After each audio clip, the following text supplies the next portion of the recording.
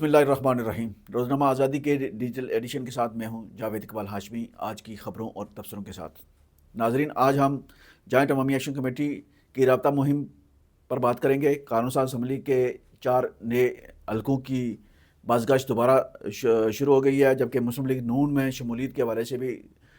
سرگرمیاں تیز ہو گئی ہیں۔ ضلع کوٹلی میں مسلم لیگ نون جو ہے وہ 3 انتخابی حلقوں میں شدید اختلافات کا شکار ہے۔ سابق وزیر اعظم چودھری انوار الحق پر حکومت آزاد کشمیر کی نوازشات کا سلسلہ بدستور قائم ہے۔ سیکرٹری قانون ساز اسمبلی چودھری بشارت صاحب جو ہیں ان کی مدت ملازمت میں توسیع کے حوالے سے بھی افواہیں گردش کر رہی ہیں، جبکہ محکمہ صحت عامہ آزاد کشمیر میں گزشتہ 24-48 گھنٹوں کے دوران بڑے پیمانے پر تبادلہ جات عمل میں لائے گئے ہیں۔ حکومت آزاد کشمیر کے معاملات میں چودھری ریاض صاحب کی مداخلت کے حوالے سے بھی چہمگوئیاں شروع ہیں۔ تو سب سے پہلے جوائنٹ عوامی ایکشن کمیٹی کی رابطہ مہم پر بات کرتے ہیں۔ گزشتہ روز سابق آزاد کشمیر راجہ فیصل ممتاز راٹھور نے پریس کانفرنس کے ذریعے جوائنٹ عوامی ایکشن کمیٹی کے 48 نکاتی چارٹر آف ڈیمانڈ پر طے پانے والے معاہدے کے حوالے سے تفصیلات میڈیا کو جاری کی تھی، جس میں حکومت کا دعویٰ تھا کہ اس چارٹر آف ڈیمانڈ پر 98% سے زیادہ عمل درآمد ہو چکا ہے۔ کچھ معاملات جو رہتے ہیں وہ پائپ لائن میں ہیں، اور جو بقیہ معاملات ہیں ان پر بات چیت آگے بڑھ رہی ہے، اور کچھ ایکٹیویٹی جو سرگرمیاں ہیں وہ وفاقی حکومت کی سطح پر جاری ہیں۔ جوائنٹ عوامی ایکشن کمیٹی نے باضابطہ طور پر وزیر اعظم آزاد کشمیر کے دعوے کو مسترد کر دیا ہے، اور وزیر اعظم کے پریس کانفرنس کے فوری بعد جوائنٹ عوامی ایکشن کمیٹی کی جانب سے راولہ کوٹ اور مظفر آباد میں کور ممبران نے اپنے ویڈیو پیغامات کے ذریعے اعلانات کیے ہیں کہ جو دعوے کیے گئے ہیں حکومتی سطح پر معاہدہ پر عمل درآمد کے حوالے سے، ان میں کوئی صداقت نہیں، کوئی حقیقت نہیں، اور حکومتی دعووں کو مسترد کرتے ہوئے 4 جنوری کو جوائنٹ عوامی ایکشن کمیٹی کے کور ممبران جو ہیں ان کا مشاورتی اجلاس بھی بلایا گیا ہے، جبکہ شوکت نواز میر صاحب جو مظفر آباد سے جوائنٹ عوامی ایکشن کمیٹی کے کور ممبر ہیں اور انجمن تاجران کے صدر بھی ہیں، وہ عوام رابطہ مہم پر آج نیلم کے دورے پر ہیں، جہاں ان کا والیانہ استقبال کیا جا رہا ہے۔ ان کے استقبال کے مناظر سے واضح نظر آ رہا ہے کہ جوائنٹ عوامی ایکشن کمیٹی جو ہے اس کی مقبولیت پوری طرح قائم ہے۔ حکومتی سطح پر جو دعوے کیے گئے تھے کہ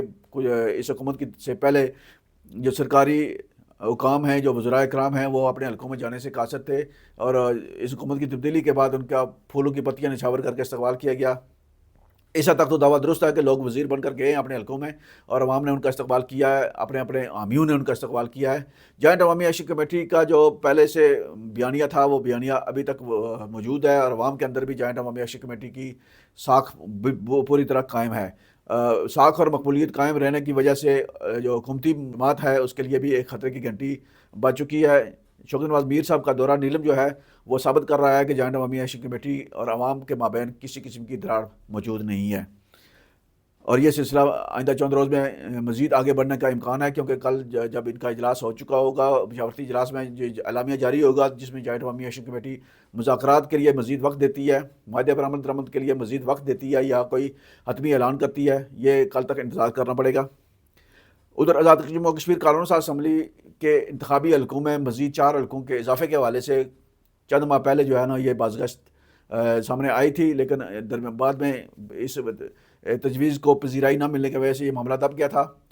بنیادی طور پر جو 4 انتخابی حلقے بنائے جانے مقصود تھے، ان میں ایک حلقہ بھمبر میں جو سابق وزیر اعظم چودھری انوار الحق صاحب وہ اپنی سیاست بچانے کے لیے وہاں کی راجپوت برادری کے ساتھ سیاسی ایڈجسٹمنٹ کو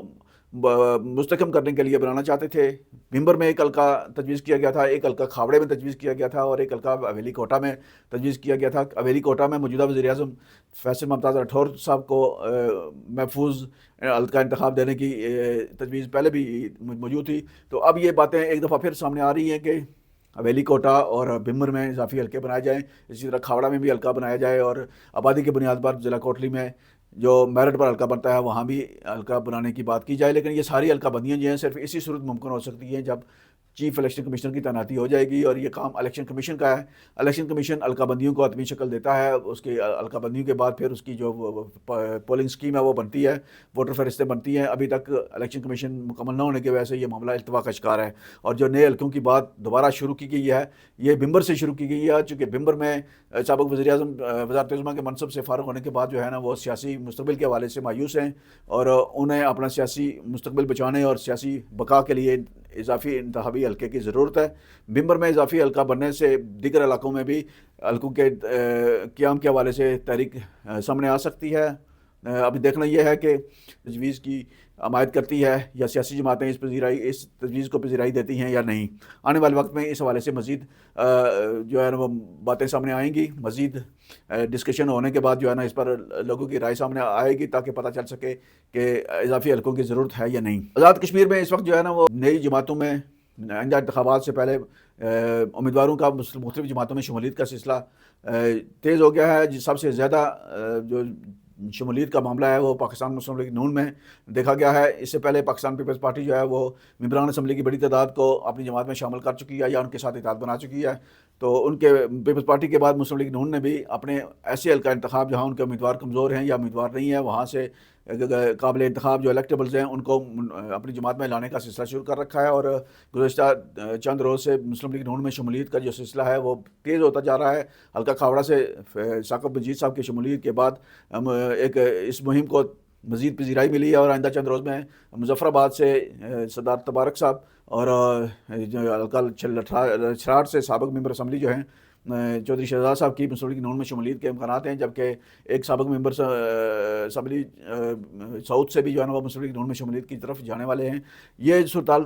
عیاں کر رہی ہے جی کہ مسلم لیگ نون جو ہے وہ آئندہ انتخاب کے لیے اپنی سرگرمیاں اندر خانے بھی تیز شروع کیے ہوئے ہے، جن کو پذیرائی مل رہی ہے، اور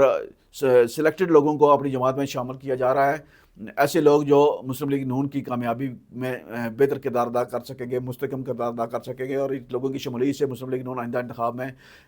کامیابی کی طرف گامزن ہو سکتی ہے۔ ایک طرف تو مسلم لیگ نون میں شمولیت کے حوالے سے سرگرمیاں تیز ہو رہی ہیں، تو دوسری طرف جو پہلے سے لوگ مسلم لیگ نون میں موجود ہیں ان کے اندر بھی رساکشی اور کھینچاتانی شروع ہے، اور سب سے بڑا معاملہ جو ہے اس وقت مسلم لیگ نون کو کوٹلی ضلع کے اندر درپیش ہے، جہاں 3 انتخابی حلقوں میں امیدواروں کے درمیان جو ہے نا وہ اختلافات اور جو تناؤ ہے وہ شدید ہو گیا ہے۔ سب سے بڑا معاملہ جو ہے وہ راجہ نصیر صاحب کے انتقال کے بعد حلقہ سینسا میں خلا کی صورت میں سامنے آیا ہے۔ وہاں اب تک جو ہے نا وہ ہماری اطلاعات کے مطابق 17 امیدواروں نے ٹکٹ کے لیے درخواستیں دی ہیں۔ تو راجہ نصیر احمد خان جو ہیں وہ جب سے اس حلقہ سے منتخب ہوتے رہے ہیں وہ انہوں نے اس حلقہ کو مسلم لیگ نون کا قلعہ ثابت کیا۔ ان کے انتقال کے بعد مسلم لیگ نون کے پاس ابھی تک کوئی ایسا امیدوار موجود نہیں ہے جو اس حلقہ میں راجہ نصیر صاحب کی جو سیاسی وراثت ہے اس کو آگے بڑھا سکے، مسلم لیگ نون کے لیے بہتر ثابت ہو سکے۔ اسی لیے یہاں سے 17 امیدوار جو ہے نا وہ ابھی تک درخواستیں جمع کروا چکے ہیں، اور کھوئی رٹا کے حلقہ انتخاب میں بھی واضح دڑے بندی اور گروپنگ موجود ہے، اور وہاں اس حلقے میں جو ہے نا ہیلی کاپٹر کے ذریعے بھی کچھ لوگ امیدوار سامنے آئے ہیں، ان کی وجہ سے بھی حلقے میں تناؤ اور کشیدگی بڑھ گئی ہے، اور جماعتی قیادت کے لیے امیدواروں کا فیصلہ کرنا تقریباً مشکل ہو گیا ہے۔ مسلم لیگ نون کی جو قیادت ہے وہ سینسا کے حلقہ میں، کھوئی رٹا کے حلقہ میں اور چڑوئی کے حلقے میں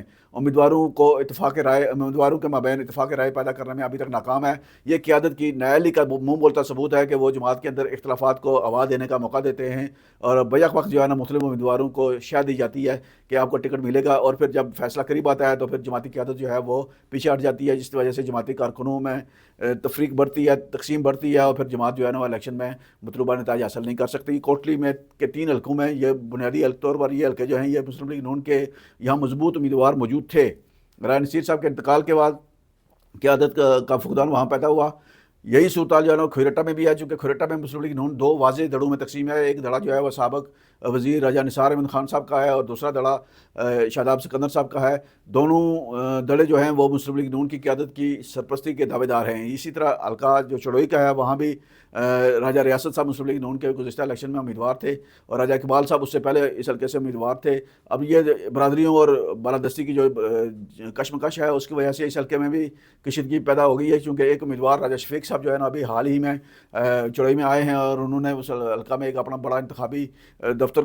قائم کیا ہے اور ایک بڑا اجتماع بھی کیا ہے، اور ان کو لوگوں کے اندر جو پذیرائی بھی مل رہی ہے، اور جماعتی قیادت جو ہے وہ سابق امیدوار اور موجودہ امیدوار جو ہیں نئے ان کے مابین کوئی امانگی یا ان کے درمیان کوئی اتفاق رائے پیدا کرنے میں سنجیدہ ہی نظر نہیں آتی، اور یہ صورتحال مسلم لیگ نون کے لیے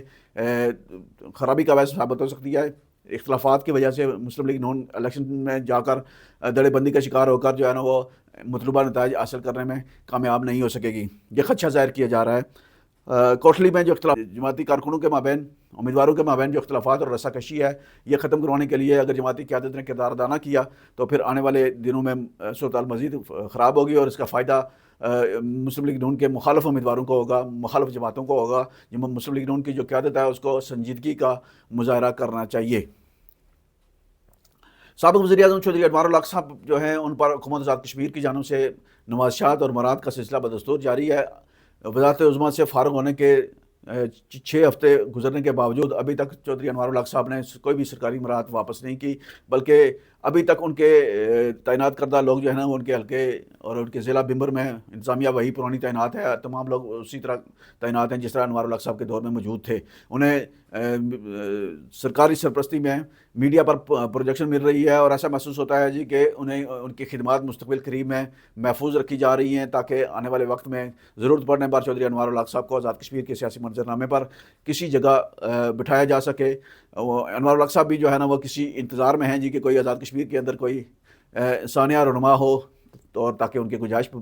پیدا ہو اور وہ اپنی خدمات جو ہے نا وہ پیش کر سکیں۔ حکومت آزاد کشمیر کی جانب سے چودھری انوار الحق صاحب کے حوالے سے نرم رویہ جو ہے، نرم گوشہ، وہ صورتحال کو مشکوک کر رہا ہے، چونکہ انوار الحق صاحب کے حلقے میں مسلم لیگ نون ایک بڑی جماعت کے طور پر وہاں موجود ہے اور وہاں جماعت کے مرکزی عہدیدار بھی وہاں موجود ہیں، لیکن ابھی تک اس حلقہ انتخاب میں جو انوار الحق صاحب کے دور میں جو انتقامی روش اور انتقامی سلسلہ شروع کیا گیا تھا وہ ختم نہیں ہوا ہے۔ جو متاثرین ہیں سابقہ دور حکومت کے، ان کی ابھی تک دادرسی نہیں ہوئی ہے، ان کے ساتھ ہونے والی زیادتی کی تلافی نہیں کی گئی۔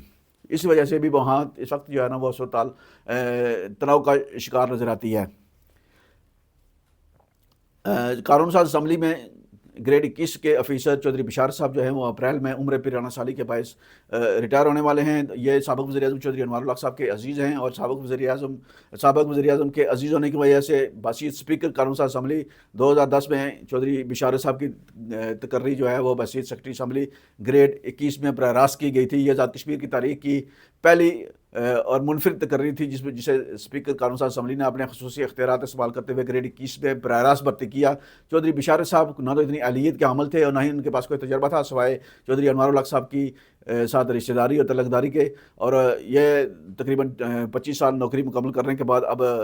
15 سال نوکری مکمل کرنے کے بعد اب یہ اپریل میں ریٹائر ہو رہے ہیں، اور یہ اس طرح کی اطلاعات ہیں کہ ان کی مدت ملازمت میں توسیع کی تجویز ہے یا ان کو ریٹائرمنٹ کے بعد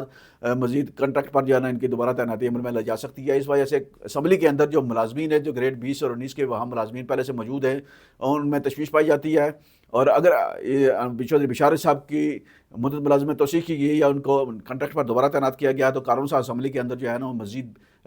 ملازمین میں مزید بے چینی اور خلفشار بڑھ سکتا ہے، اور اسپیکر قانون ساز اسمبلی چودھری لطیف اکبر صاحب کے لیے یہ کڑا امتحان ہے کہ وہ سیکرٹری اسمبلی کے عہدہ پر ترقیابی کے ذریعے تعیناتی کرتے ہیں یا براہ راست تعیناتی کرتے ہیں، اور کیا چودھری بشار صاحب کو دوبارہ اس عہدے پر تعینات کیا جاتا ہے۔ ان کا عرصہ تعیناتی جو ہے نا وہ ہمیشہ سے متنازع رہا ہے، کوئی بڑا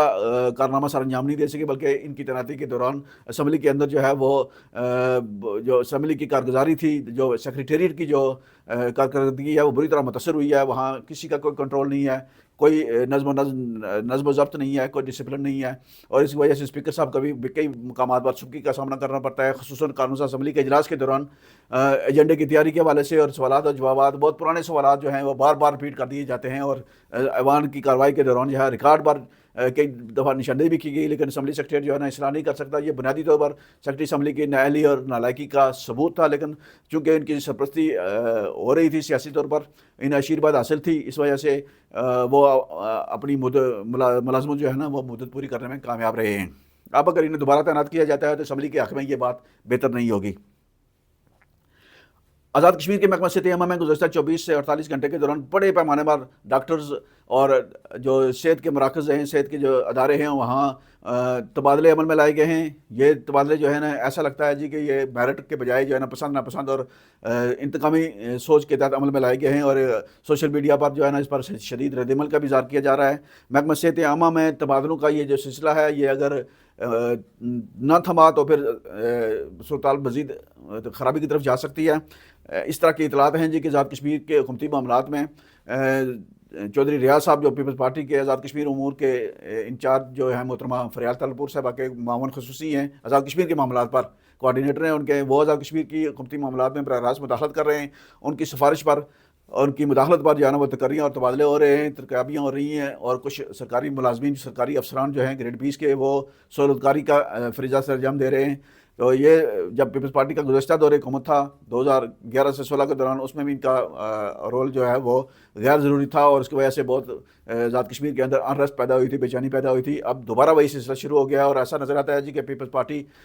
نے اپنی ایک 1.5 ماہ کا عرصہ گزارنے کے بعد جو